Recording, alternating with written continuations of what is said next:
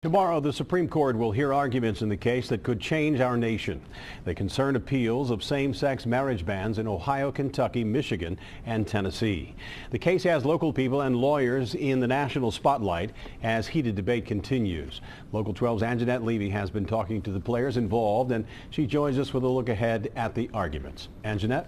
Well, Rob, there are several people from Cincinnati who are plaintiffs in these cases. The court will decide two issues. First, does banning same-sex couples from marrying violate the 14th Amendment? And second, should states that ban same-sex marriage be required to recognize those marriages performed in states where it is legal?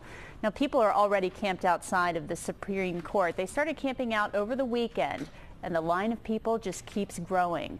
The cases from Cincinnati involve same-sex parents who wanted both parents' names listed on their children's birth certificates.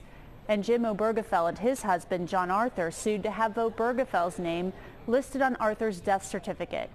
All are hopeful, but there is still fierce opposition among some to same-sex marriage. On Tuesday, we're going to stop Washington. We are going to gather as a group and go over to the Supreme Court. We have 30 clients between all four states. We're going to pack the Supreme Court with our lawyers and our clients, and we're going to let them have it. Let the people decide this issue. The Supreme Court has no business deciding this, but they're determined that they're going to force their agenda on the rest of America.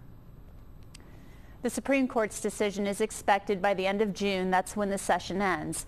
The arguments begin tomorrow morning at 10 a.m. Rob?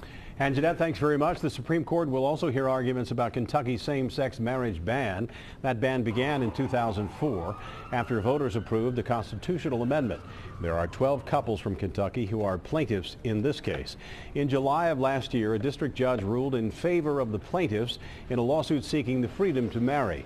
Last November, the Sixth Circuit Court of Appeals in Cincinnati ruled against the plaintiffs, sending the case to the nation's highest court. Local 12 News will have complete coverage as the issue goes before the Supreme Court. And you can go to local12.com or our Facebook page anytime as the hearing and reaction to it unfold tomorrow.